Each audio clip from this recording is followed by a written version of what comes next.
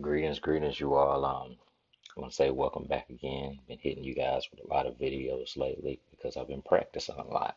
I like to leave the videos and film the videos because it pretty much gives me an opportunity to hold myself accountable for practicing. Practice. I do a video, then I practice. I see what my results were. I list what my objectives are. I say what I think is going to happen, and then I'll let you guys know what happened. Um, today, today I pretty much started at 7:45 a.m. It's April 30th, 2019. Started on page 13 on exercise 19, and I ended on exercise 22 today. Um, so I roughly stopped at about 7:54. Started at 7:45, stopped at 7:54. I was interrupted, and I stopped it officially practicing at 9:07 on exercise 22, which is a Yankee Doodle. And it was a little tough hand wise as we were introduced into the G string open. It's the third string along with the second fret, which is A natural. And it was an interesting exercise as I ended on it for the day. Um, I learned I learned to put myself in a very quiet box to practice as I was, like I said, interrupted like twice from 7:45 to 7:54-ish to when I finally ended at 9:07. Um, and I always get to a point where I have to think about what I'm doing away from the instrument. Um, as I return, I often have I've internalized the exercise mentally, and by the next practice, my whole physiology it's all on one accord by then. My goal of the day is to essentially have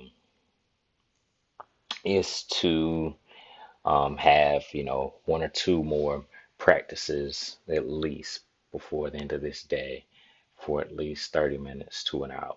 I want to start carving out two a day practices, at least, and if I can fit one in during the middle of the day, I will. But essentially, that's what happened, y'all. I played Yankee Doodle, and I was noticing that, from about C, from the C in the third space up to about F on the fifth line, I wasn't having any issues reading at all. And it's really interesting because I'm telling you, it's a completely different beast to, like I mentioned in the very last video that, I used to do note recognition practice in my musical manuscript paper right here. And I'd like to say, I was pretty doggone good at recognizing those notes. I draw them in and just randomly put a note head in a random space or line, and I could quickly and easily just think in my head and say it. But I noticed that it is more difficult to read a note, play the note, and say the note versus when I was just in my manuscript paper, I was writing a note and I'd be thinking in my head while I'm writing it, like, C, draw the note head, what's that, B, and I'd say it real quick and be pretty good at thinking it quick. But when you're saying it's a whole different story. And so what I noticed while playing Yankee Doodle, and they were introducing the G string, which is the third string, and when you play it open, you get a G. When you fret, when you finger the second fret of the G note, you get an A. And so what I was noticing was once I stepped down to a B, not only was I misinterpreting a B for a G, but I also um, was having issues readily recognizing the A in the second space. I was saying C instead of A, and for B, I was saying D instead, and you already know what I was playing a D instead of a B if I'm saying D instead of B. So I'm working on just thinking in my head and getting it, out of my under my fingers at the same time. It'll happen. It'll come to pass, because I was really having some issues with Ode to Joy two pages ago, and I believe Ode to Joy is pretty much under my fingers now, I feel pretty confident with that. E, F, G, G, F, E, D, C, C, D, D,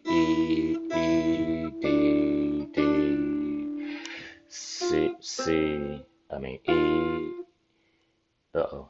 E, F, G, G, F, E, D, C, C, D,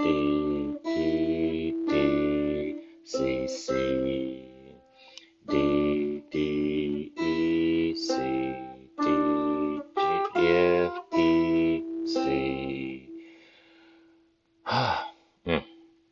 D, F, E, D, C, D, G, E, F, G, G, F, E, D, C, C, D, E, D, C, C. So there you have it. That was Ode to Joy, which was really tough for me at first. Um, Made a few mistakes there just now, but I think that that's good. I remember listening to a classical guitar YouTube channel. There's a gentleman on there, pretty good sounding classical guitarist. Um, White guy, real cool. You can find his videos on there if you type in classical guitarist, man. But I like his channel. I like a lot of classical guitarists' YouTube channels because they focus on sight reading and actually reading music on paper. Um, and I really value that tool. I value becoming a great reader and a great composer. Um, been just doing these exercises and these practices for like the last couple of days, and I'm really excited about it. I'm still going to do a review where I go back and play through everything, not just going to one to another to the next one and so on and so forth. But I'm glad I'm getting better. I'm glad I'm getting better. I'm glad I'm cross stringing.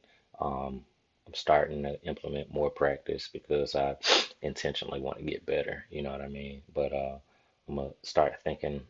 I got more to think about now because I've learned more, and I'm really excited about it. And I'm glad that you all are taking the journey with me. I'm glad that all these new subscribers and all these new comments, and the likes are cool and everything, but I really appreciate you all coming along, coming aboard, and with all the fancy graphics and fancy video edits that you guys are just stopping by to support and give a nice comment and subscribing. It's just like the channel's growing just amazingly quick and amazingly fast, and people are leaving just so many supportive things, and people are sending me free strings. Y'all know how much I like the mellow, the flat wound strings. I really love those 16s.